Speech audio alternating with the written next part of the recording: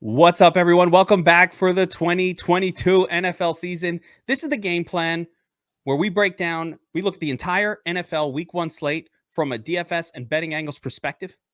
Joining me, as always, he is back. The man with the plan himself, John Statsational Alessia. And John, let me talk you up for a second. Top 10 DFS player in the world. One of the greatest professional bettors in the industry by far. John, representing Sharp App. What's up, my man? Not much, man. Just getting in the swing. We got DFS, NFL. It just sneaks up on me every year, even though I know it's coming. It's here. It's back. We're betting it. First of all, I got to say, your hair is looking glorious. Well, as well. I gave you all the touting before, but the hair. Yeah, I just got out of a hair appointment. I appreciate that. Thank you. Now, what do you mean a hair appointment? What I make an appointment to get my hair done, so I don't have to walk in there and then wait an hour to get my hair done. Hold up, because you make an appointment to get your hair did. Is that what you're telling me right now? Yes, I do. It's fantastic. But then you don't wait. It's a barbershop, but I have an appointment. Listen, I don't know any barbershops that take appointments. Okay, I walk in, I sit down. They're like, "You're next." You go over there. 3-4 minutes max. How long does it take to do your hair? It's 10, 15 minutes. Yeah, 15 minutes. This isn't Continental. This is not Continental back in the Mill Basin days, and where you just walk in. You're making appointments. Yeah. I don't know. All right, listen. What do I know? But let's talk about what the show is about, which is we're gonna go game by game. We're gonna talk betting angles, and we're gonna talk DFS angles. We're gonna focus in on a core four. All right. And John, we're going to start with the core four. All right. And I've picked out 4 games that I think we want to build our DFS lineups around. These are the most exciting games from a DFS perspective and probably from a betting perspective, if I'm being honest. So that's how we're going to do the show. And then we're going to spend less time breaking down all the other games because there's a lot of games week 1. There's no bye weeks. And there's a lot of mysteries week 1. Let me ask you, though, a general overview. How do you feel about betting in week 1 in general? Do you think that the odds makers are less accurate early in the season? Because I kind of think that's how it should be. 100% less accurate. Some of the biggest weeks I've ever had are week 1 of the NFL. The last couple of seasons have been a little trickier. Some of my little secrets managed to get out and onto ESPN. So the sports books changed up some of what they were doing. But, early in the year, you find really good value on underdogs. I tend to bet a lot of underdogs anyway, but you're going to find them on dogs because, listen, it's not so much the sports book. The sports book is really reacting to what the public is going to do. So it's the public. It's the public that's looking at these games, and they just assume whatever happened last year is going to happen this year. If you made the playoffs last year, you're going to make the playoffs again this year. People have a hard time looking at, especially the really bad teams and the really good teams. They don't ever see those teams moving more to the middle. So sometimes you can pick that off. So in the early weeks, really look for teams that were disappointing last year or teams that didn't make the playoffs last year. You're just use that as your first filter. It's going to improve your chances of success when you're betting. I love it. I love it. It just makes sense. It makes sense to me as a week 1 approach. So let's get right into it. Let's go with our first game. And the first game I've got picked out, it's the only early game in the core 4. All right. And I'm going to bring up this game here. And it is Eagles at the Lions, 48.5 point total, with the Eagles on the road as 4-point favorites. Now, John, does anything stand out? I mean, we've all been watching the Lions on Hard Knocks. We're excited about the team, Dan Campbell, the whole thing. I'm excited about the Lions. But does anything stand out about this Lions for me from a betting angle? I'd say I did not watch. I try not to watch the Hard Knocks, but I did see some clips, and they look like a bunch of clowns, to be honest with you. But I think the public is going to like it. If I played for these idiots, I'd be like, okay, I gotta find a new team. Did you see the fight between the coaches? What's his name? Deuce Staley and yeah, he's got ridiculous. He might be the biggest. I would have fired him right there. It wasn't Aaron Glenn's fault. It was Deuce Staley. I mean, Deuce Staley deserves to be fired. They have like a weird dynamic thing well, that I don't enjoy. I'm not going to lie. That's not happening on my team if I'm coaching that team. So anyway, I don't get caught up. I know every year, but it's something to look at, especially fantasy wise, something to look at because people just love to overvalue the players on the on Hard Knocks.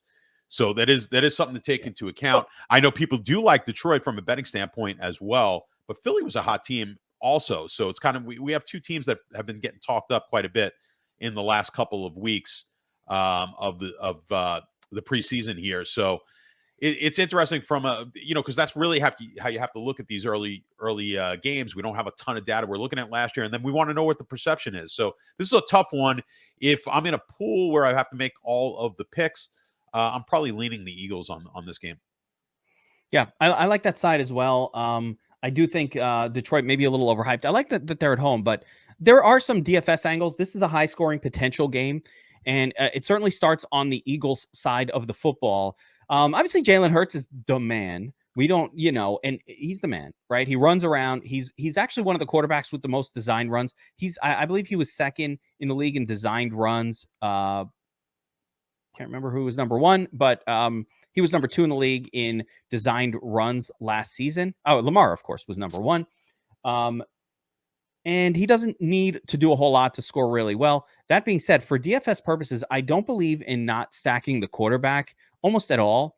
So if I am playing Jalen Hurts, I am pairing him up with A.J. Brown. And one of my big theories, John, is that teams feed the new stud. Okay, when you bring in a new guy, I think there's this perception that you should wait and see them play together and all. I don't agree with that, John. Teams feed the new stud. They want him happy. So AJ Brown back with Hurts. They love each other. They're hugging and kissing. But he also makes a lot of sense from a stylistic perspective.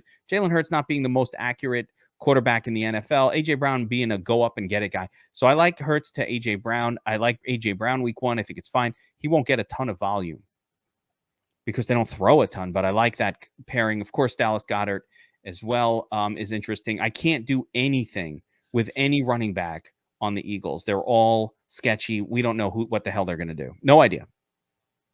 Yeah, I can't disagree with you there. Again, we always talk about, am I a single bullet player in a big GPP? What tournament you're playing or what game you're playing in DFS matters. If I'm a single bullet guy, I'm probably staying away from the Hurts stack. I like it. I like Hurts. I'm very bullish on Hurts this year. I think they win the division. And I've got some future plays on them to actually win the Super Bowl. I just think the price is right. But I do think they win the NFC East this year, which means I'm also bullish on Brown. I think we're going to see an improvement. You're going to see a step up on the passing side. Everything I've seen, at least, is indicating that from Hurts. So it's understandable why Hurts is probably going to be the highest owned quarterback. He'll be up this there. Week. Yeah, it's going to be him. And, there's a couple of guys, but he may be the guy, the highest owned guy this week. So I don't mind fading that. As a matter of fact, I'd prefer to fade that in a single bullet type of situation. We could look elsewhere. No guarantee, no lock. Now, of course, you love the upside when you have a guy who gets his points from his legs, because if he shows any improvement, where did he finish last year? Was he the 6th best quarterback, something like that? I think he was QB6, but he had a bunch of duds. He could not throw very well. Could not. AJ Brown's going to be a huge help here. I think we're going to see a lot of short passes to AJ Brown, which I like. You like that in DFS. Give me the receptions. Give me the catches. Give me those, the half PPRs, the PPRs. And he has a great ability to break tackles, get you that yard after a catch. So I think you're going to see improvement on Hurts' numbers on the whole. I think his rushing numbers maybe go down a little bit, but I think he's going to improve on the passing side. So I'm very bullish. I think we can see a top 3 year from Hurts this year. So, but with that said, depending on the game you're playing, if you're single bullet throwing one in the millie, you're probably going to want to look elsewhere. Yeah, I try to be a little more sneaky about my lineup in a contest like that. On the Detroit side, listen, I think it's fine.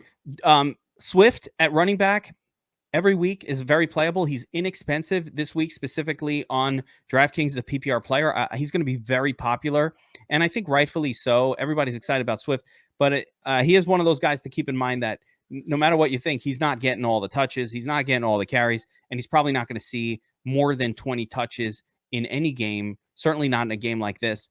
So be aware, but he he's a big play guy. He'll probably get 4 receptions. And if he can break one of them, great. If he could break 2 of them, they're on the carpet, they're indoors. There's a lot of reasons to like Swift, but his floor may be a little bit lower than, of course, the more expensive studs.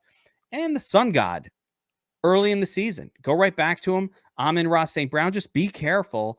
Again, he's a little pricey for me based on the fact that his beastly games came with Swift and Hawkinson both out for the most part last year. So I like Sun God, Amon-Ra St. Brown, but proceed with caution when he's in the 6K zone on DraftKings. He feels like more like, and let me pull up his salary, the DraftKings salary in particular. Not really a touchdown guy, so I'm even less excited about him maybe on FanDuel, but yeah, I'm trying to, St. Brown here, 6,100. He is floating in a little bit in the maybe a little too expensive zone for me for what is more of a PPR guy, but I can't knock him too much. He had some huge games at the end of last season. So if that happens again, he's going to smash. So that's about it for that game for me, John. Before we move on to game number 2, I actually want to talk about the sponsor of our show, Thrive Fantasy. Now, John, I don't know if you've checked out Thrive yet, but it's actually a really interesting site. I really like what they're doing here. They're a prop site. They do the over-unders. The innovation that they've come up with is they actually assign a points total to the over and the under.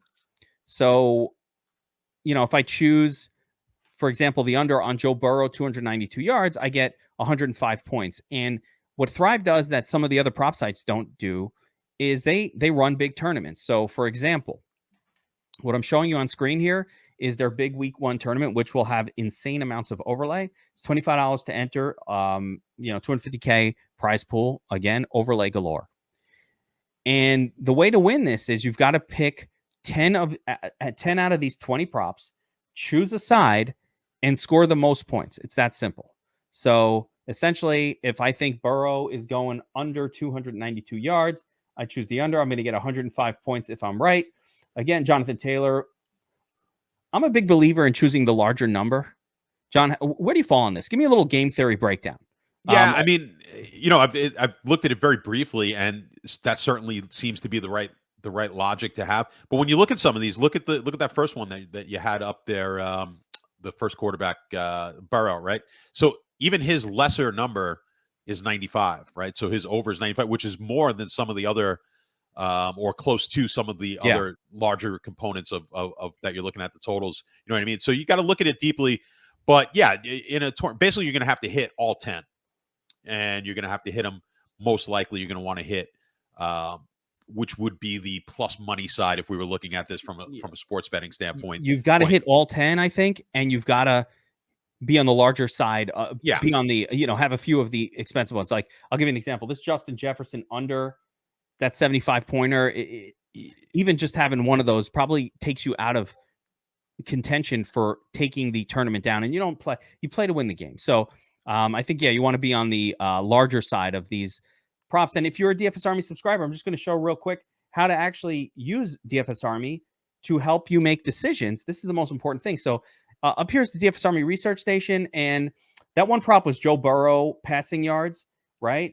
And it's got Joe Burrow under 292, and you get the big number. If you look at the DFS Army research station under weekly projections, we've got Joe Burrow projected for 285 yards week 1. So slightly favoring the under 292. And, that's a nice little way of helping inform some of those over-under decisions. That works for all the prop games, but it really works well for Thrive.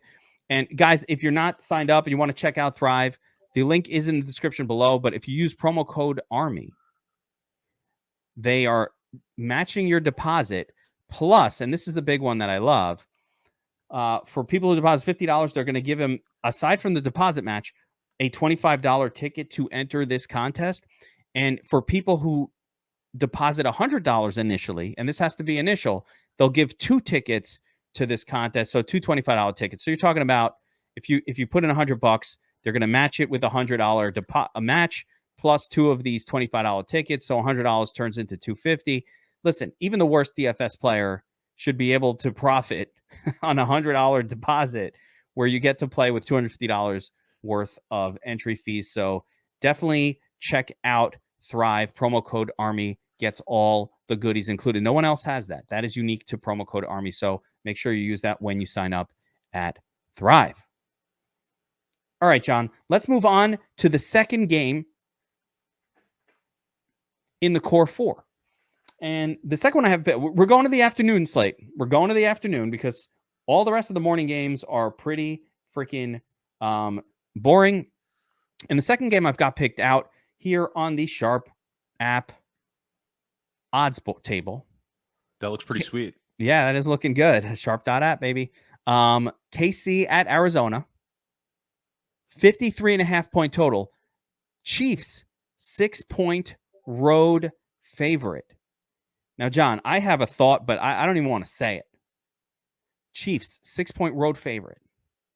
Any betting angles jumping out at you right here? Big money line as well. Big game total. Yeah, it is. Well, this is going to be the game, right? I'm probably going to be the big fantasy DFS game of the week. From a betting standpoint, I'm not in love with the big. I mean, six seems like a big number on the road to Arizona. So, I mean, this is definitely not going to be a bet of mine. So I'll just throw this out there. If I was in a pool, if I was in an office pool, I'd probably just take the points. But I'm struggling on the betting to actually put some cash on this game. Either side, maybe the under if I had a gun to my head, but not liking it at all. This game, yeah. I'm liking the Arizona side. I want the points. So you like it as far as a bet? I think that's bettable. They're at home. Kyler Murray, he gets hurt and then he starts to suck later in the season when he hurts the leg.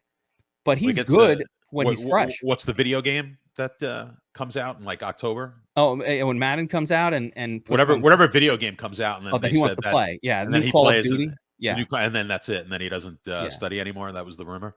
He's being forced to study at least 3 hours a week, which is 3 hours more game film than he was watching last season. That's the rumor. It gets better. So I just think, again, this to me is, you know what the bigger angle is for me? KC's got a whole new set of weapons. They don't even know who they're throwing to. But Pat Mahomes comes out today and he's like, meh, every week we'll have a different WR1. That, okay. DFS bros, I find that interesting. But as far as like for teams winning games, I don't think that's the best scenario. They're not sure what's going on at running back. I just think KC's offense, they also came out of the gate very weird and slow last season. All of those factors. I mean, give me the underdog here. I'm taking the plus. I'm taking the +6. YOLO.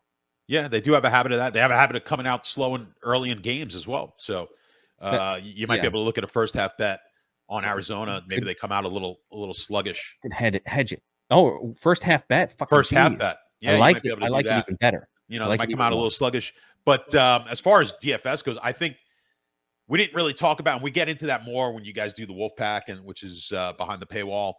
But even as important, if not more important, I talk about this all the time, is how you're going to construct your lineups. And when we're talking about game stacking, now last year it didn't work nearly as well, the big game stacks. Oh, in fact, it did not work at all. I just completed. So for those of you guys that don't know, we just over at DFS Army, we just completed what we call Backtest Stream Club, where we backtested the entirety of the 2021 NFL season. And we had a bunch of very actionable conclusions, which we talk about in the DFS Army Discord. And that's just what we do. We're strategizing, trying to learn. But I will tell you this. Game stacking was not the correct approach last season at all. And I have a theory that while game stacking still should be employed in medium-sized contests, that in the Millie Maker and in contests with that number of people in it, it actually hurts you because it is forcing sometimes a player that just is just suboptimal, too suboptimal, or for whatever reason, it didn't work. So game stacks won maybe only once or twice all of the 2021 season. And for the most part, you were better off not doing it. Part of why that didn't work, and really the main part, was scoring has been down.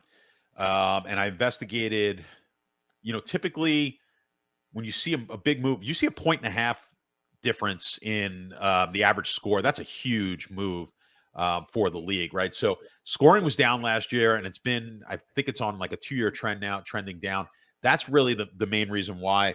When I investigated, I saw offensive holding penalties were being called at a little higher rate. When the postseason came, playoffs, they weren't calling them at all. You saw the scoring go up in the postseason because of that.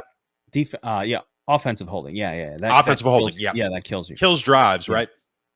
And so I think that had a big part of it. Now, this year, they're talking about looking at the illegal contact penalty a little bit more often. I sort of spot checked in the preseason. I didn't see it drastically change that much, but we'll see if that has anything, if that changes anything. But just the fact that they're talking about that, this league is an offensive league. They don't like to see the scoring come down. Yeah. So my gut is telling me we want to game stack the crap out of these games early. I think we're going to see a lot of points, right? Getting the right game stack obviously is going to be the key, but I think we could go back. Let's go back 2 years ago to what was working. I don't think what was working last year is going to work. We'll see if I'm right, but these are the kind of hunches that you have to take when you're playing in DFS. Now, if everyone starts going back and goes, oh man, I can't game stack. Like, I'm not even going to take the comeback player in a game because last year it didn't work. And now you're hitting it with, you're going to take the quarterback, and this is a game where you could do it. You take the quarterback, 2 receivers, and 1 or 2 receivers on the other team, which is like an ultimate game. You're taking the 4 or 5 man stack in a game. I think that could potentially work well for us here in the early going. Listen, it's a gamble. That's the route I'm going to be taking, though. I'm going to be game stack. I'm going to play this like it's 2020, 2020, and forget 2021 happened. I mean, leave it to Statsational to blow up my full back test season conclusion. Like, I don't care. No, it's important to do what you did, right? Yeah. The question is, and I could be 100% wrong, but these are the kind of the calculated things that you have to do where you say, you're not the only one looking back, and everyone who played DFS last year is like, man, I got burned for 10 weeks until I finally changed and moved to no stack. I'm these lighter stacks or just a one-player stack. To be clear, it's not that that correlation doesn't exist anymore. It was really just full game stacking really wasn't working. Right. QB +2 for the right QBs, still good. QB 100%. +1 for the other guys, great. It was really the bring back option that just wasn't winning last season. And I agree with you potentially on the calls. I think what happened last year also has a lot to do with just a down quarterback position. The quarterbacks were just bad in the NFL in 2021. Some of those guys are still out there being bad.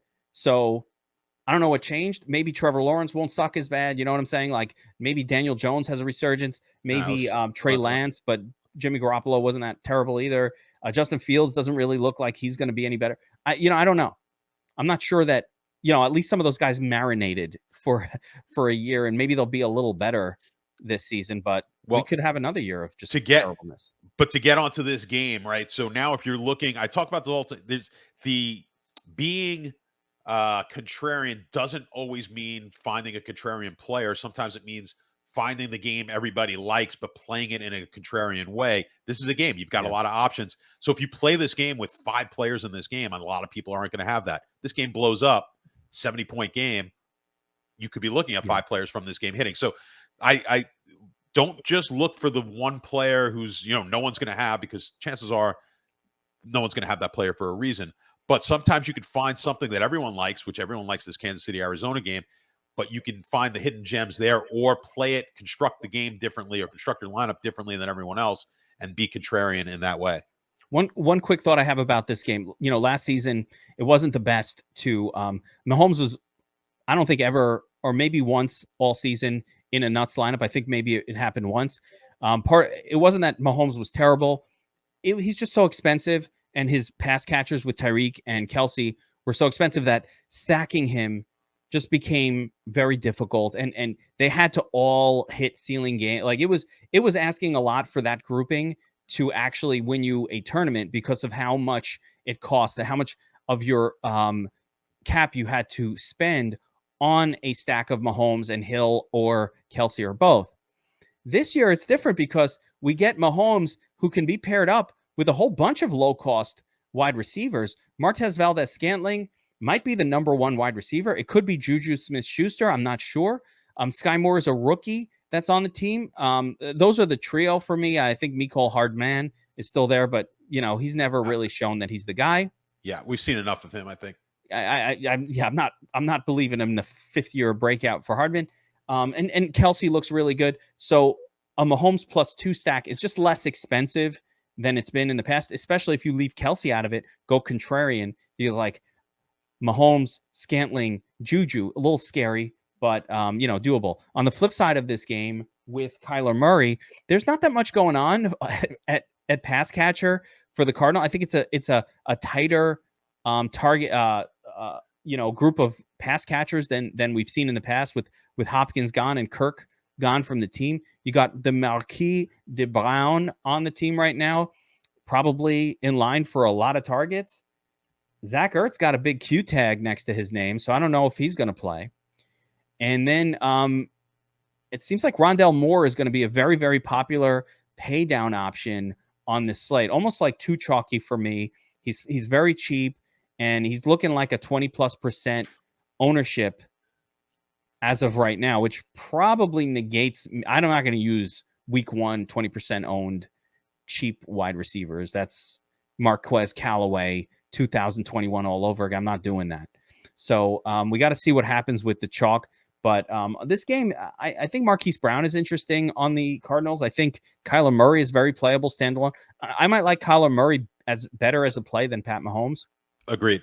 Yeah, there you go. So straight up, he's running around again, healthy, studying football this year at home. I kind of like that spot. So yeah. All right, let's move on to game 3 on the core 4. And we're staying in the afternoon series. We're going right over here to Las Vegas at the Chargers, 52-point total, 3.5-point spread. John, this game has everything that you want from a DFS perspective. It's perfect.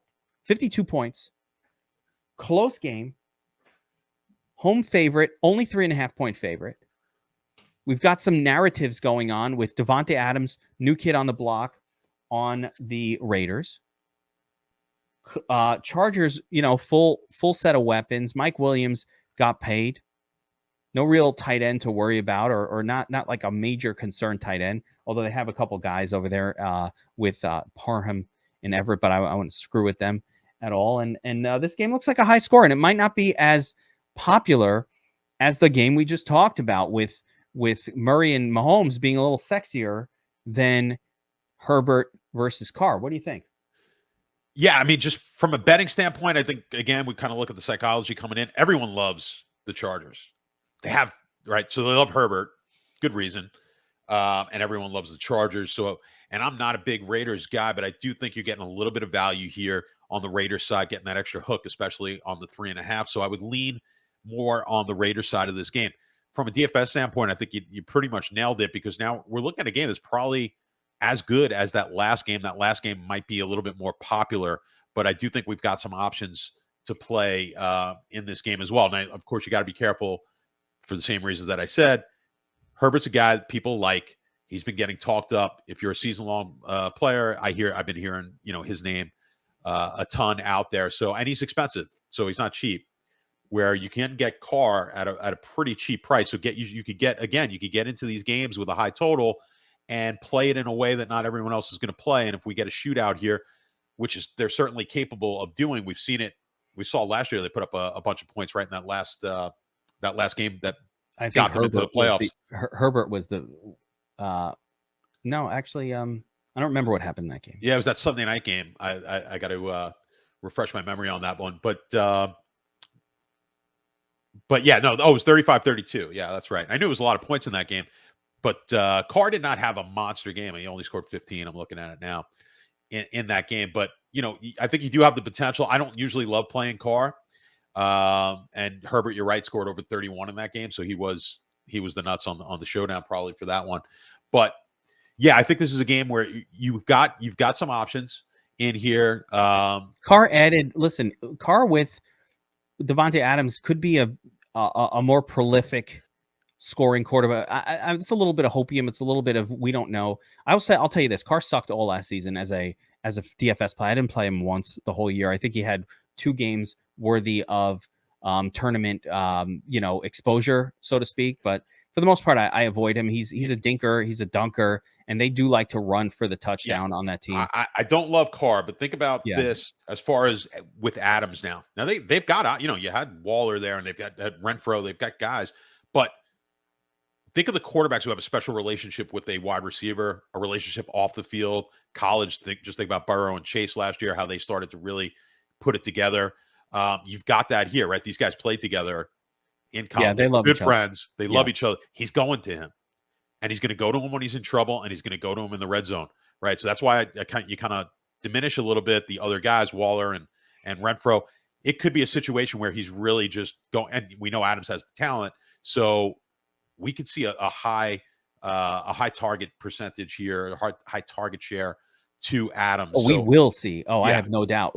By the way, the feed the new studs theory holds very strong right here as well. There's a bunch of these guys, but I expect him to be. I think Carr is not as good of a quarterback as Aaron Rodgers. Oh, it's not even close. Yeah. There's no doubt about it. But I do think the potential's there. If you want, the problem is obviously, they price these guys where they price them for a reason. So you're going to be paying up on a Davante Adams, but he does fit better with Carr certainly than he does with Herbert. Now the other question, when you start looking at what are we doing with Eckler? These guys they're too expensive for me early in the year. A guy like Eckler here, so if I'm making small amount of lineups, 3 lineups, whatever, it's just too much. I don't like the uncertainty at running back. I do feel confident in Adams. Carr is what he is. I think there's potential there. I think Herbert will put up the points, but if you're looking to go in a different direction, I might fade Eckler in this one. It's always tough. I always have a hard time with the Charger wide receivers, kind of figuring that situation out as well. So, the only thing I feel confident is that they're going to be throwing the ball to Adams, and how many points Carr gets, I don't know, but I think you can come up with a couple of creative lineups using Carr as opposed to Herbert in this one, and maybe pop one. Carr, saving that money on Carr actually allows you to afford Davante Adams in a lineup where Herbert's so expensive. At 7,600. Look at the difference in salary. The only problem you have is how many Carr lineups will not have Adams, right? Almost every Carr lineup will have 100%. It doesn't matter. Yeah. But that's going to be the build, right? Maybe silly Adams. For the millie is like Carr to Hunter Renfro. Like, no, who wants that? Right. Renfro's overpriced.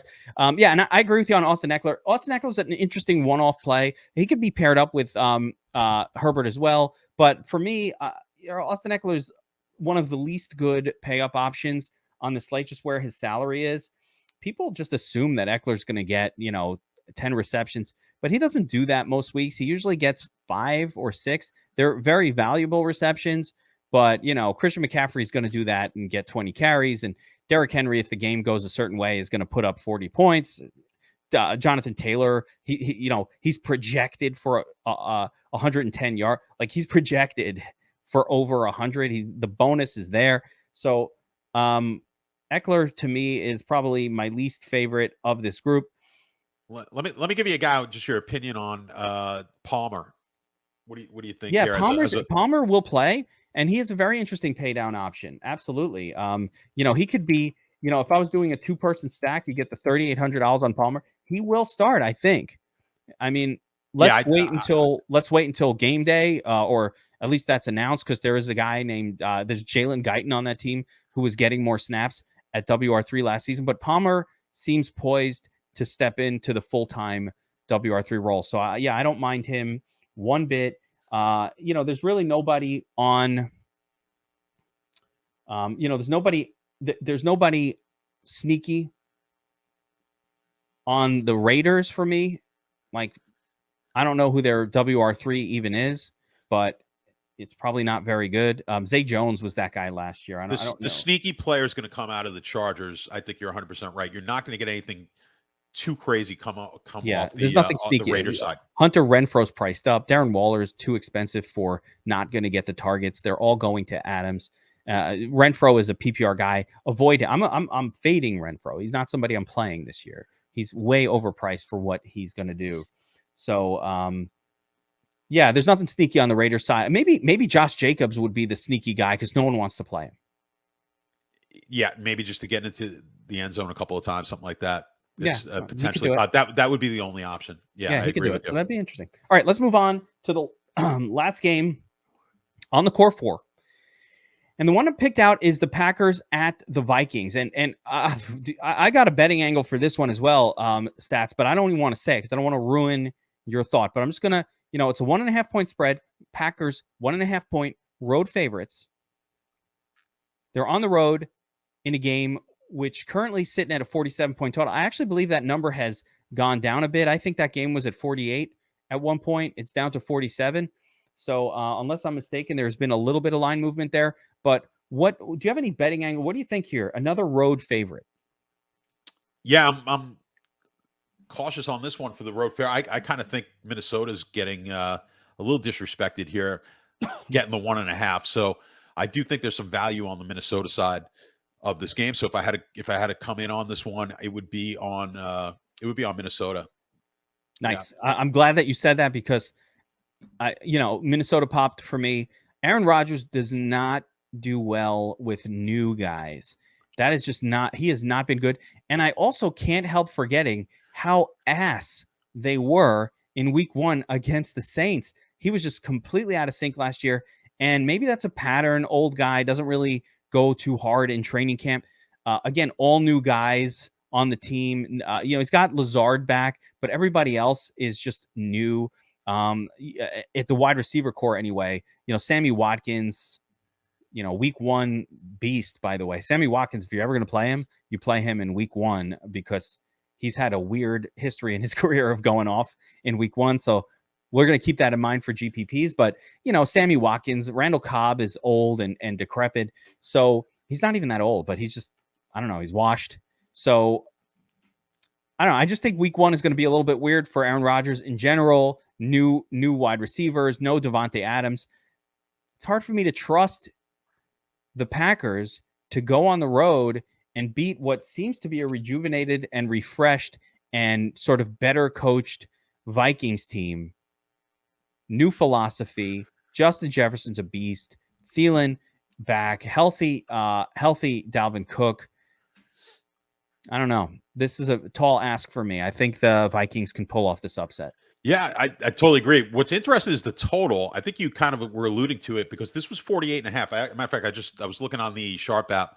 You guys who don't have the app, by the way, obviously we are involved with the app, but it's got a ton of great information for you in here. And I'm looking at it now. Not only has the line come down or the total at least come down from 48.5, it appears when we look at the handles, and we talked about this, I don't want to get too deep into the handles, but we're seeing so much more money come in on the under, which is what's driving this down right now. So it's about 2-1 that we're seeing 2-1 on the tickets, but we're seeing 4-1, 4-1 on the money, 2-1 on the tickets on the underside. So interesting here from a DFS standpoint, that may sort of take you away from this game. I don't think it's a great matchup for Justin Jefferson. He hasn't done well against Green Bay, and then you'd think Green Bay is in a situation where I think like you said, you've got new wide receivers here. Rodgers kind of it's going to take him a little time to warm up to some of these guys. We may see a slow start here, so I could totally see this game being low scoring. So I don't mind being short this game. Yeah, and run heavy game plan probably from both teams. Dalvin Cook again healthy, and Dalvin Cook could be the star of this one. One interesting DFS angle I found on the Viking side, Dalvin Cook will be the lowest owned of the stud group. So as far as our projections at this moment, John, anything can change. But as of this moment, I'm bringing it up on screen on DraftKings, but of this sort of group of studs, so to speak, right here, Jonathan Taylor, Derrick Henry, Christian McCaffrey, Eckler, Dalvin Cook, and I'll even throw Alvin Kamara in that studliness mix. Dalvin Cook is by far expected to be the lowest owned. And that interests me. I like this grouping. I like every single one of them for various reasons.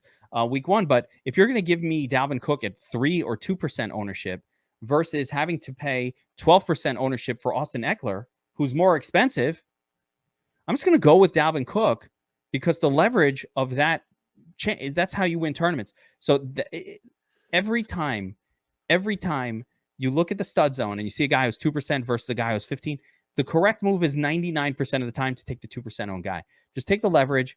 Hey, if you're wrong, you weren't winning that tournament anyway. If you're taking a 25% owned stud and they go off, big deal. You're not even gaining on the field when he's doing it. But if you have that 2% owned guy going off, that's how you advance in tournaments. And Dalvin Cook, like I said, the lowest owned, that interests me. The BS, scary, fifth ranked rush defense. Who cares? Ignore that. So to me, that's an interesting angle on the DFS side for that game. I also like what you said about Justin Jefferson. It's a reminder, and this is another angle I love playing in these games, John.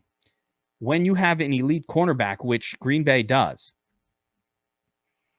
and there's an elite wide receiver opposite him, if we believe that corner can slow or even just direct the passes away from that stud wide receiver, the guy who benefits is WR2. In this case, Adam Thielen becomes really interesting. He's not normally a guy that I target, especially late in the season, because he's old and he wears down. But week 1 is exactly the time you want to mess with somebody like Adam Thielen. Still super cheap, $5,400, so very, very low price. DraftKings, FanDuel as well, very inexpensive and a touchdown scorer. What I love that about him. He's like Cooper Kupp's grandfather. It's like an old man version of Cooper Kupp. He's a touchdown guy. And while everybody's distracted by Justin Jefferson, Adam Thielen's super cheap and an interesting way. So Thielen is interesting for me. Dalvin Cook on the Vikings, interesting for me from a tournament point of view. And I don't think I like too much on the Packers week 1. Maybe Sammy Watkins for the week 1. Sammy Watkins goes crazy on week 1 narrative. Because that happens. You know how I know? I've had that fucker on my dynasty team for years. And I always get excited after week 1, try to trade him. And no one falls for it. Yeah, you're going to see people move it to because you got Romeo's at 3,000, right? And he's the new flavor. Yeah, he's the new flavor. Well, if he's in there playing right now, I've got him as being in. So if he's in there, they're going to look for everyone's going to try to figure out what the new shiny toy is going to be for Rodgers, and it just may be the fact that he just slings it all over the field. None of these guys are worth anything. We could be looking at the old New Orleans team where he would hit 6 different receivers in a game, right? So that could happen. So yeah, it's going to be mysterious. Although, like I said, I don't think Dubs will play, and I think it's going to be what we think, the old guys, with Lazard as the primary guy. But we'll see. We'll see what happens. Meanwhile, guys, if you like Cobb for the money.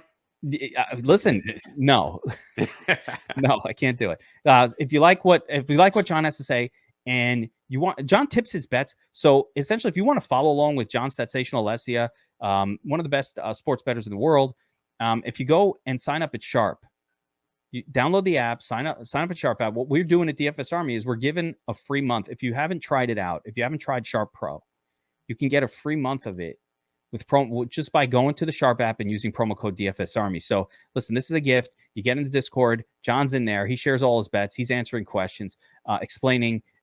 He literally wrote the book on sports betting. He is wrote the Sharp Academy, like the Sharp Academy training series. This is the guy, a master gamesman, so to speak. And you can get access to everything we do over at Sharp app, all the models, the tools, everything. You can do a month free with promo code DFS Army. It's like a no-brainer. Go check it out. You can either download it or go to sharp.app and get signed up over there. Download the app, and it's a whole process of putting in a promo code I don't want to talk about. So do it on sharp.app. It's much easier. And get your bets tipped, pregame models, betting trends. You get the handles. You get just everything, the in-game betting experience live. We're actually adding in live predictions in game. A lot of really great things happening over at Sharp app. Of course, you can track your bets, compare odds, and all those other things. So make sure you check that out. All right, John, we're moving on to the quick hitter portion of the show. So we've gone through our core 4. Now we're gonna go through game by game and talk about the other games and come up with any DFS and betting angles. We're gonna rapid fire these. So let's get right into it. And we're going to start with the first game on the docket. That is the Saints at Atlanta. 5.5 point spread. Very, very low. 42.5 point total. And John, here's another one. I'm giving my own betting angle. God damn it. Go ahead. I like the over here. I think Atlanta might be less shitty than we think. I think Marcus Mariota is not that bad of a quarterback. They don't have the greatest set of weapons, but Mariota can run the football. They've got a couple of running backs on the team, and they got Drake London out there, Pitts. I think this game might play to the over. And the other side of it too, Winston now has a full suite of weapons: Kamara, Michael Thomas, Olave, the rookie, Jarvis Landry. Both of these offenses look revamped and better, and I like the over in this one. What do you think? I think you hit the nail on the head. I think the line is on the total, I think is too low. As far as the game goes on the side, I would say fading Winston as a favorite is generally a good idea. So leave it at that. So 5.5 points to me seems like a little bit too much. So you want to throw a little parlay in there, take the dog with the over. I do think we are looking at potentially a lot more points here. I think they're being I think Mariota is going to be just fine, to be honest with you. Yeah, I think he's going to be fine. Yeah, he's going to be fine. He looked good filling in for he did. Carr in that Monday Night Football game, and he won somebody $1 million. Yes, he did. Doing it. That is $1 million guy right there with the legs. Yeah, I think he's going to be fine. I think he might play the whole year. On that note, I'm not starting Mariota week 1 or outside of like the craziest GPPs. I don't think I'm starting Mariota week 1. Although I've seen crazier things win tournaments. Well, than that. Yeah. Listen, with 150, I'm sure I'm going to have a mix of him in there. Not much, but is he my one? Listen, if you want to take again, when you're taking one bullet at it, sometimes you got to get what do you call it? Crazy for the silly for the milli. Silly for the milli. You got to get a little silly with it. And by the way, there's nothing wrong with it.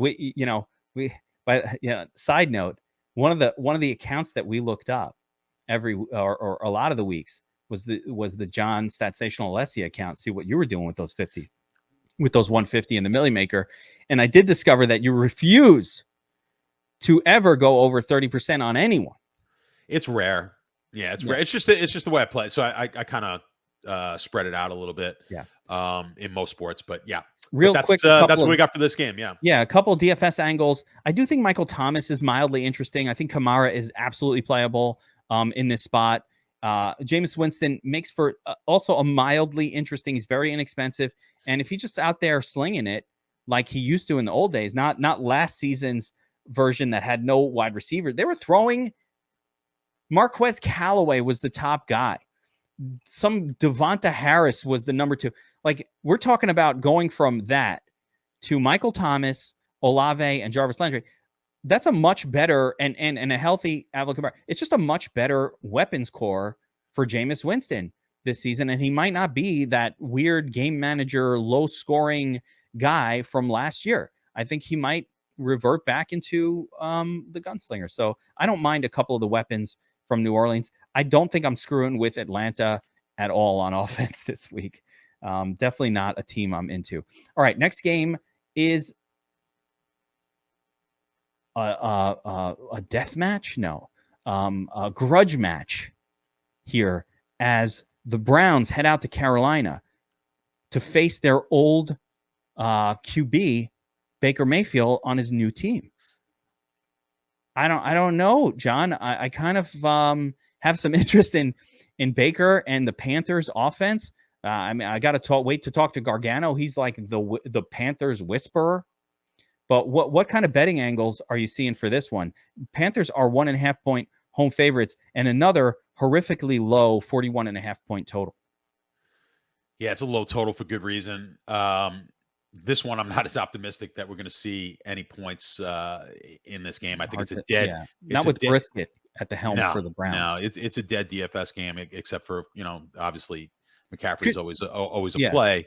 But other than that, as far as stacking this game, I don't love it from a betting angle. Not a game I'm in love with. I would lean more towards the Carolina side of this game. Carolina at home only given 1.5.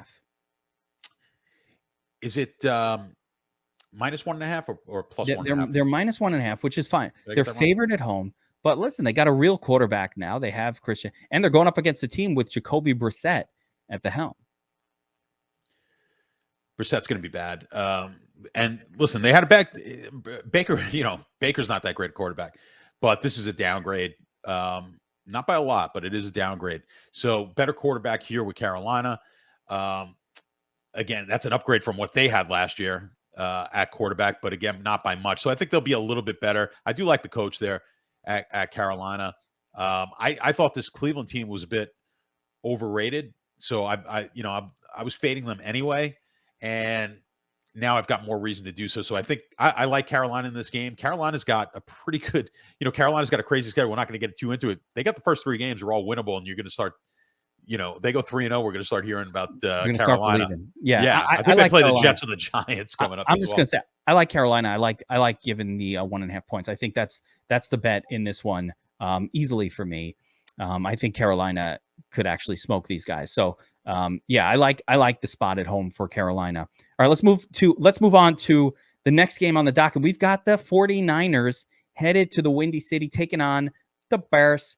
If you thought the totals couldn't get lower, they can, and they did. Trey Lance, Justin Fields, 2021 draft class going at it, 40.5 point total, with the 49ers coming in as road 7-point favorites. I have to say, just from a DFS perspective, 40.5 point totals aren't the games you really want to load up on players from. There's not a whole lot of sexy. There's almost nothing interesting going on with the Bears this season on offense. Darnell Mooney, they have really very few weapons. Darnell Mooney is kind of a WR2 miscast as their WR1. I do like Montgomery this season more than the average Joe likes him, and I think he'll do fine. I think he'll do fine in this game, but again, 40.5 points. There's not that many touchdowns to go around. And from the 49ers side, I mean, I don't know. You rolling. They got Elijah Mitchell, Debo, Lance. No one stands out for me in this one. Now, from a DFS standpoint, I can't get too excited as well. From a betting standpoint, I would lean the Chicago side, and basically in pools, I'm not looking to bet it. The total, I'm not excited about either. Here's the one thing about Lance. I'm looking at this. I'm not saying he's going to be Patrick Mahomes, so bear with me. But when they got rid of Alex Smith over in Kansas City in favor of Mahomes, when you had a team that was potentially they were really close to a Super Bowl team with Alex Smith, right? You had the similar situation in San Francisco with Alex Smith. Okay, you're getting rid of a guy who's solid. I think Alex Smith a little better than Garoppolo, but a solid guy who certainly is proven capable of getting you to the Super Bowl and probably should have won a Super Bowl. So if you're going to do that with a guy like Shanahan, who I respect as a coach, at least as a play caller, he sees something in Lance here. He's not making this move with a team that has the kind of potential San Francisco has. So I would expect really good things out of Lance. Now, if you want to take a flyer in this game and take a shot here when a lot of people won't have it, be my guest. I'm not too excited about it myself, but I do think Lance has a good season this year because of that reason. I don't think they put him in there if they didn't think they had something. Yeah, I'm with you on that. I can't see betting this game. It's a little too weird for me. I feel like it's a no man's land. I just don't know what Chicago's going to be. We have to. I need to see it. I can't bet it. I need to see it. But you're right, though. I think I'd lean that way just because getting 7 points and it's week 1, and you might as well favor underdogs in a situation like that. But I don't think I'm going to bet it. And again, DFS angles, I'm just stay away for the most part. Elijah Mitchell's cheap enough that I think he's playable week 1, and I'll probably have exposure to him, but I'm not going to pay up for Debo, and I don't think this is the spot to jump on Lance just yet. All right, next up, we've got the Steelers at the Bengals. The Bengals are 6.5 point home favorites in a game with a 44.5 point total. Now, John, betting angles here, what anything stand out? Yeah, I mean, I do like one side of this game. I like the Pittsburgh side on this. I think that's where the value's at. Again, I always kind of I look to sentiment, and there's certainly the sentiment is high on Cincinnati, low on Pittsburgh. So I'll take a shot there. And we've seen this line's pretty much been steady. We haven't seen too much of a move on the line. Even the totals kind of hung in there. Again, these 1:00 games are just going to be brutal. But I guess, hey, look, we'll all just be excited to have some football at 1:00, and then 4:00 is going to kick it off and get us excited about this stuff. Unless the lines are completely wrong and these games go bananas, which is always possible, right? Especially early in the season. Trubisky, I mean, another guy. Do we know? Right, the first time we're going to really see him in live action, in real action, outside of Chicago. I think the potential is there. I really thought Trubisky, from what I saw with him, it was a coaching issue. I really did, because Could be. I saw some things there in certain games where Trubisky's not a. You need him to be out of the court. He needs to not think. He's not very bright, so you need him. He just needs to be reactionary. He's just not. He's just not a good. Right. So mentally, he's not. He doesn't grasp the concepts well. But what you need to do is play street ball with Trubisky. So if they do that, I don't know how they're going to use him. If they do that, I think he's fine. I think if you roll out with, that's why I was kind of looking. I wasn't looking forward to Josh Allen getting hurt, but I would have loved to have seen him in that offense last year in Buffalo, just to see with the better coaching staff what he could have done. We'll see this year. He's got weapons. They've got weapons in Pittsburgh. You can't get a better coaching staff than what they have over in Pittsburgh. They're professional. They're they're really, really solid. And yeah, he does have nice weapons this year. And Freiermuth, Pickens, Deontay Johnson. I think Claypool is going to be shifted to sort of the WR3 on that team. And Najee Harris got the Q tag, but I think he's going to be fine. Yeah, for this game. Mitch Trubisky, man, he's won $1 million for people. I would not be shocked. Yeah, I would not be shocked in this game to see him perform well. I wouldn't be shocked if he did absolutely nothing. I think there's a very low floor and a high ceiling for Trubisky. Yeah. My opinion on this one. Interesting GPP scenario, and of course Cincinnati, you got Burrow, Mixon, Chase, and Higgins and Boyd all in the mix. Burrow is a guy. The way I approach Burrow is he has to be stacked with two of those guys to really. He's not getting there with just one. He's priced up, so it's usually Burrow, Chase. It's really tricky, like I said, because it'd be like Boyd, Chase, Higgins. Higgins is a little inexpensive week one, so you can actually create a 3-person stack with Burrow, and it's fine. But if Mixon's in the lineup, I'm nixing any of these other guys, because Mixon pretty much has to steal all the touchdowns via the rush to make value. So it's either or. You got to avoid Mixon with Burrow or any of his pass catchers. Mixon separately is one of these GPP guys that will just pop off when you're least expecting it. And this feels like this is a least expecting it. In GPP, Mixon is one of these guys you just want to always play, regardless of the matchup. He just pops off every once in a while. And when he does, he ends up in the nuts lineup. And you might be like, well, that's fucking stupid. That's just what happens. 6 times last season, he was in the nuts for the Millie Maker. And every single time he's in there because he's priced lower, because in those games when he's not doing that, he usually is not making value. Like, it's one or the other. He comes out of the game when the Bengals are behind because he can't pass protect at all. He refuses to do it. So he comes out of the game in games when they're not winning. And that just negates his floor. He has a low floor. I would never play him in cash. But again, that's exactly what you want in giant tournaments. All right, John, let's move on to the Colts at Houston. Colts are 7-point favorites. 46.5 point, reasonably high game total. You got Matt Ryan for the Colts. First start. Houston looking a little bit better this season. Everybody's talking about Dameon Pierce. On Houston for the Colts, it's Pittman and Jonathan Taylor. A lot of excitement. Any betting angles here? 7-point, I know, is one of those key numbers that make things tricky. Yeah, I would definitely lean to the Houston side of this game. We're also seeing some sharp money that's come in on Houston. This line's come down from 8 to 7. Still one of the largest lines on the board. I think what you're going to see from the public's going to hammer the Colts. I think the Colts are a bit overrated, and I just think the quarterback here, Mills, is maybe a little underrated. I think he'll be fine. I think he's going to be okay. I think they're going to stay in this game. So I would definitely lean towards taking the points in this one. Not 100% sure on the total, though. I like it. All right, let's move on. Next up, we've got DFS angles. DFS tough. Listen, Jonathan Taylor is going to be a popular play. He may be the most popular play on the slate, and it's rightfully so. If we look at, I'm just going to bring up the research station. I'm just going to show you what we're projecting. Oh boy, wait a minute. Yeah, here we go. What we're projecting for Jonathan Taylor. Should have done that before I put it on screen. Hang on. But we're projecting Jonathan Taylor right at about over 100 yards for the game. And that's pretty rare that you get a player. Here we go. That you get a player. I mean, we're projecting him for 111 yards, 3/4 of a touchdown, some receptions, some receiving. Like, this guy's a beast. So Jonathan Taylor is going to be popular. My warning for everybody, whoever wants to play the most expensive guy in DFS, is very simple.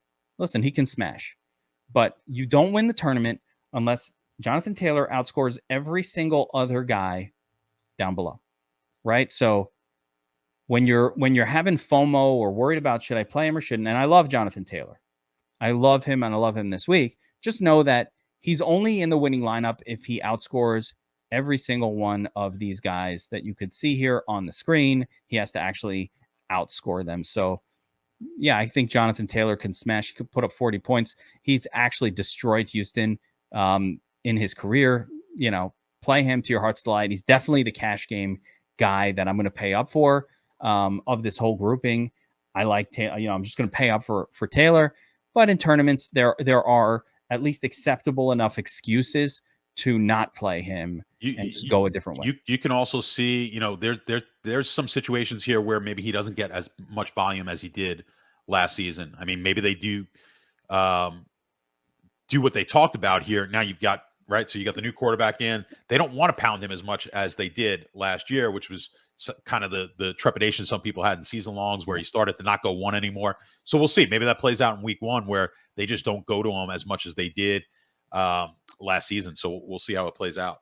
Absolutely. And a reminder, because I hadn't mentioned this earlier, you know, we are heading into, you know, week one and kickoff and everything. And if you're not signed up as a DFS Army VIP, we have the best promotion we have ever had going for VIP right now. Promo code NFL 2022, 15% off VIP. And John, you know, we don't do 15% off VIP. It's $69.99 a month. Takes it down to, I don't know, 55. I don't know the math, but you never go into your pocket to give anything away. I don't like to give away. Everybody else is charging. All the other sites out there are charging.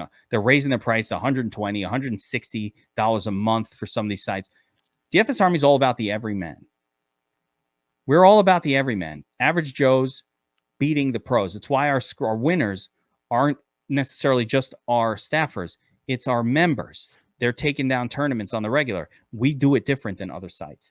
Get signed up at DFS Army VIP, promo code NFL 2022, 15% off. You always struck me as the everyman.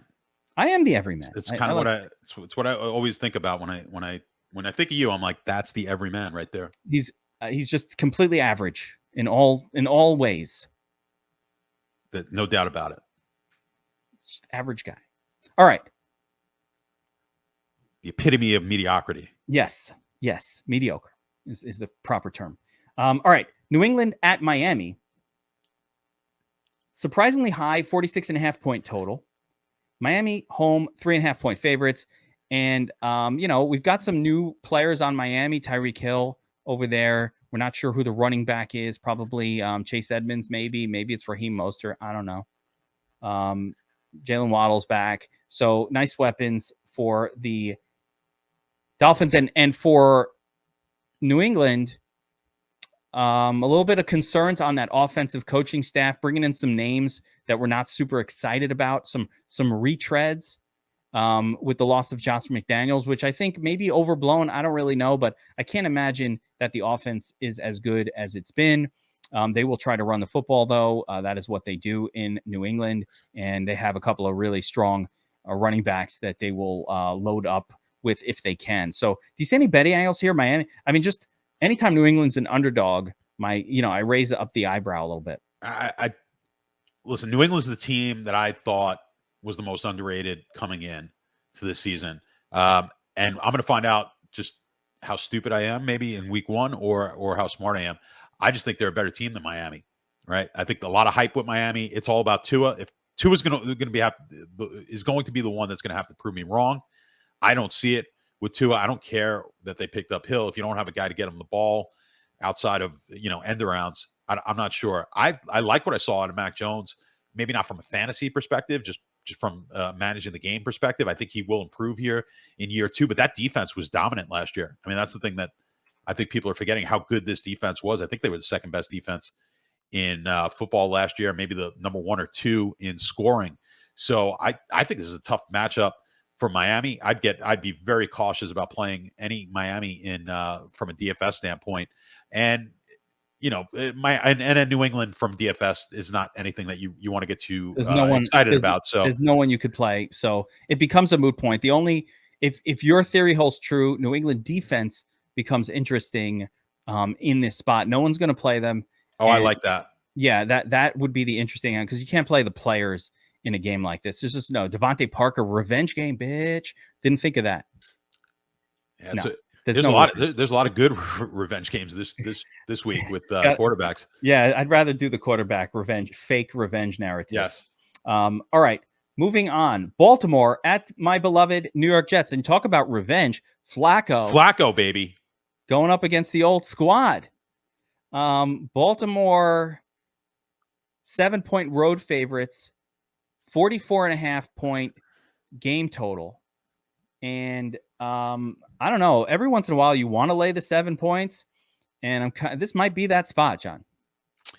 It could be. Yeah. I mean, I don't love it. I would lean that way, though. I don't love the bet. I would definitely lean to that side. It's funny. We've got inside the Sharp app, we've got an AI model as well. They've got the game at 8, just to give you an idea. So it's kind of where it should be, I think, this game. It moved a little bit. We just got the news with Flacco today, and I think it was worth about 0.5 point. So I mean, that'll either tell you all you need to know about Wilson or all you need to know about Flacco, or both. I'm not sure Flacco is worse than Wilson. Well, that's the thing. Yeah, I think it's basically flat to 0.5 point at most on the line move. I would say it probably didn't even move much at all here on that. So I was curious to see Wilson. Now they're talking about maybe not seeing him until week 4. I like to see, I'm just kind of curious to see if he's made any improvements. I didn't see it, but listen, we got to go into this game with Flacco. We're not going to get too excited there. We're not playing Flacco in DFS. Lamar, of course, that's always a possibility, and you're going to see people do it here. But the question in this game becomes, and I know you don't like to do it, I don't like to do it either. I like to stack my quarterback with a pass catcher at least. And I think if you're going to do it, you're going to have to do it with Lamar here too. People are going to play Lamar, no doubt about it, against the Jets. Yeah, you got to stack him. He's got to be played with Bateman or Mark Andrews. You can't play him standalone. He doesn't do enough. He doesn't get there without carrying one of those 2 guys with him. So I have a theory that because Baltimore doesn't have any dominant running backs right now, with Dobbins and Gus Edwards and all those guys on the shelf, they're bringing back the retreads and some of the ne'er-do-wells, to sort of get the dreaded 3-man, Kenyon Drake, Latz Murray, who the hell knows who they're rolling out there, Justice Hill. So I have this theory that, if they're going to be scoring a lot. And if they're not running those touchdowns in, maybe it's Lamar throwing for touchdowns to Andrews. And so this is really a contrarian GPP situation for me. If Lamar is going to be one of the highest owned quarterbacks in a game where he's not really probably going to need to run around a lot, then I'm probably going to look elsewhere. But again, if he could surprise us and just go run happy, because sometimes he just does that and he puts up a monster score, even in a game where his team is winning. The only other thing on the Jets that maybe gives me a little sniff of interest is actually Elijah Moore was better last season, a lot better with Flacco when he was the quarterback than he was when Zach Wilson was. So Elijah Moore is so talented that he might just pop off in a game like this just because he's that good of a player. And Joe Flacco, as kind of bad of a overall quarterback as I think he is at this point in his career, might be able to get him the football enough to put up a good DFS score. It's that simple. Let me just say this. The surprise for Lamar to me will be not the surprise, but where you're going to see is on the passing, right? So I think he has less of a chance of being a dominant runner in this game, greater chance of being a dominant passer, which is why I do want to make sure I'm stacking him if I'm playing him. I think they're going to, every year, they're going to start looking for him to run less and less. If this game gets out of control, they're certainly they're not going to run him intentionally. And if it gets out of control, it's likely because he threw some bombs early. Think about that Miami game a few years ago when he really broke out. I always think about that game because I faded him. A lot of people did, and that was, I believe, it was week 1. And so I would look to potentially, if Lamar's going to be the guy, he's going to bring a pass catcher or two along with him. So I would not play him naked. All right. Yeah, I agree. All right, moving on. We've got Jacksonville at Washington, 43.5 point total. Washington, 2.5 point home favorites. And this is another one. We'll have the new look Jacksonville offense out there. No more Urban hate to face Meyer to contend with. Washington got finally a real quarterback. I'm putting that in quotes because Carson Wentz is almost a real quarterback, but not really. And we'll see what the deal is with Trevor Lawrence for Jacksonville. Travis Etienne will make his debut. For Washington, we've got Gibson. I kind of like this game. I think there are players in this game that might be very useful for DFS purposes. But do you see any betting angles here? 43.5 point total. Washington, slight home favorite. Yeah, I could see taking a shot here with Jacksonville. I think, I actually took some Jacksonville futures to win the division just because I think that division is fairly wide open, believe it or not. Do I think they win the division? No, but I like the price. So I took a shot there. And I like taking shots on quarterbacks in their second year. Like a quarterback who should be a stud, who's supposed to be second year. I think he did show some signs. That was such a mess last year, that whole situation.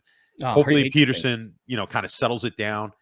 And maybe we see the Lawrence that was the Lawrence that we were supposed to see this year, as opposed to what he did last year. So there's potential there. So if I like them in that aspect, I definitely did not like Washington in any of my futures. I'm going to have to lean on taking the points here with Jacksonville in this game from a betting standpoint. Yeah, and I don't hate Christian Kirk as well. I think he's going to be a guy that's going to get a 30% or 25 to 30% target share in this offense. So they're going to pepper him with targets. I love Travis Etienne in this game, and I don't even hate Antonio Gibson. I don't love him, but I don't even hate Antonio Gibson in this spot. I mean, what more can you ask for? Gibson, no competition for the prime touches at home as a favorite. So, and for cheap, underpriced a little bit.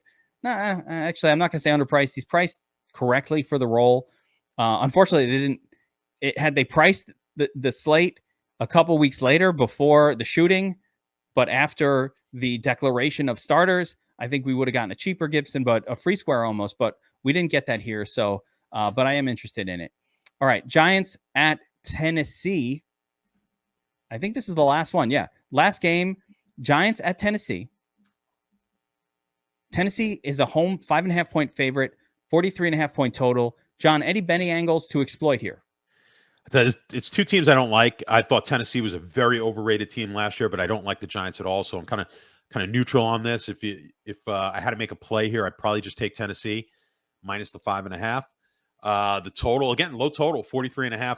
Not a ton of. I cannot get behind Daniel Jones from a DFS standpoint. I think I've seen enough out of Jones, and the Tennessee's a little. Obviously this is the Derrick, everyone talks about it being the Derrick Henry team, but they did pretty well without Derrick Henry. Now, I don't know how it was possible. When you look at the numbers, they should not have been the team that they were. So I think we get a big regression on Tennessee. They never should have been a 1 seed. That was the weirdest. It was very odd. They were not the best team by far. And they got the 1 seed. So you'll see regression. Matter of fact, I think they regress to the point where they don't make the playoffs this year. So I don't really love this game from a DFS standpoint. I can see where you might have some pieces in here. There are pieces that are going to be popular. Yeah, in this game. Robert Woods. People, I know people like Woods here this week as well. A little bit, which is a possibility. The big guys for me, Saquon Barkley. I actually really like Saquon Barkley week 1. He is no competition for touches. Plenty of work in the passing game. He's just going to be unleashed. I don't even think, even if the Giants are losing, I think Barkley is just in the game the whole time. There's no backup on that team for Saquon. So he's going to be in there the whole time. I think we'll get a slightly better version of Daniel Jones with, a better coaching staff in place. They'll settle him down a little bit. I think it's Brian Daboll coming in as the head coach. And, he kind of made that amazing Buffalo offense happen. So let's see what he chose the Giants. He chose to go to this team. Maybe he saw something in Daniel Jones that he could get going. And Kadarius Toney, probably the WR1 in this game, although that's a little sketchy. And I think Kadarius Toney's going to be chalk week 1. Again, beware of cheap wide receiver week one chalk. It's rarely worked that I've seen. Even though I really like the spot for Kadarius Toney, and philosophically, if he's going to be super high owned, I'll probably look elsewhere. Titan side, I mean, the only guy for me is Derrick Henry. It's either Derrick Henry or nothing. I'm interested in him. It's the Giants. It can go bananas. But, am I playing him? Am I more excited about Derrick Henry than Jonathan Taylor at Houston? No. I like Jonathan Taylor more. So he's just in that mix for if Henry pops off for 40 points and you don't have him, you don't win anything. So you got to get your MME exposure to him, just like you do Taylor and the other guys that are priced up. What do you think? I would agree with you wholeheartedly there. Listen, I think Barkley actually, now that I'm really thinking about it, I think Barkley could be a monster in this game. He's my favorite running back on the slate. So he's underpriced a little bit. He's healthy. He's got something to prove, and there's just no backup to him. You don't get workhorse backs for $6K. You have to pay $7,500 on DraftKings. You got to pay $9K on FanDuel for these guys, and you can get him for much, much cheaper this 1 week only because he's coming off a couple of bad years, and the Giants are perceived to suck. But who else are they giving the ball to? I want the volume. How about the volume? And plus, you're starting to get, if this wide receiver core is not quite there, he's going to get a ton of balls thrown to him as well. Yeah, they're talking about that as well. They're going to throw to him a ton. So, I like Saquon Barkley. I think this game has a little bit of sneaky potential, but not that much because the Titans they're not the team to open it up. They're usually a team to keep it tight. And I don't think they have the pieces. I mean, I guess Robert Woods is fine, and Treylon Burks, though, has not really looked like somebody that you're going to worry too much about. I do like the tight end in Austin Hooper as a sneaky play. No one talking about Austin Hooper except for this guy. Hoops. A playable tight end in week one. Mark my words. So with that said, John, once again, I'll remind everybody, if you want John's betting picks, if you want access to the best betting models in the industry, both player prop models and pregame models, not just for NFL, but for every sport. I followed the Sharp model for the NBA season for games against the spread. I was up 36 tracked units in 2 months. It was unbelievable. John, your top props during NBA season up over 100 units. And we're up a bunch. Like free money. Yeah, we're up a bunch on the MLB, and we're gonna give it a shot for NFL. So all tracked. Just get in there, get in on the app, download the app. It's free, and those articles that we do, top prop article on a daily basis, so it's free. Just come in and check it out. Check out a couple of bucks, and leave a nice review for the app if you do. And of course, if you want to get signed up at the DFS Army, you can sign up now, get 15% off with promo code NFL 2022. And we have to mention once again our sponsor, Thrive Fantasy, where they have an awesome deal with promo code ARMY. You can get signed up. It's your first deposit. You can get signed up over there. Promo code ARMY. And this is unique to promo code ARMY. They're not doing this with anybody else. On top of the deposit match, $50, $100, whatever you do, on top of the deposit match, $100 initial deposit, they'll give you 2 of those tickets. So $50 worth of entries into their big tournament. $100 gets 2, $50 gets 1. It is a great deal. $100 deposit, you get $250 worth of stuff. I don't know how to make it better as a gambler. You want all the free things. Take advantage while they're out there. All right, that's going to do it for the Game Plan Week 1. We'll be back every week, same time, same station. Make sure you like and subscribe to the channel. Hit the notification bell if you like this type of content. You could follow John on Twitter at Statsational or at the Sharp app. And of course, I'm the Geek at @FootballGeek. If you want to hit me up on Twitter, or I will be in the DFS Army Discord at all times, like always, strategizing, talking games in my basement, typing them out. Not bad for a first show of the season. Stretch out the old podcast muscles, John. How you feeling? I probably pulled a hammy, but I'm day to day. There we go. I got the hair did just for the show. I love it. I'll do that next week. All right, guys. For John, for myself, we'll see you guys next time. Later, everybody.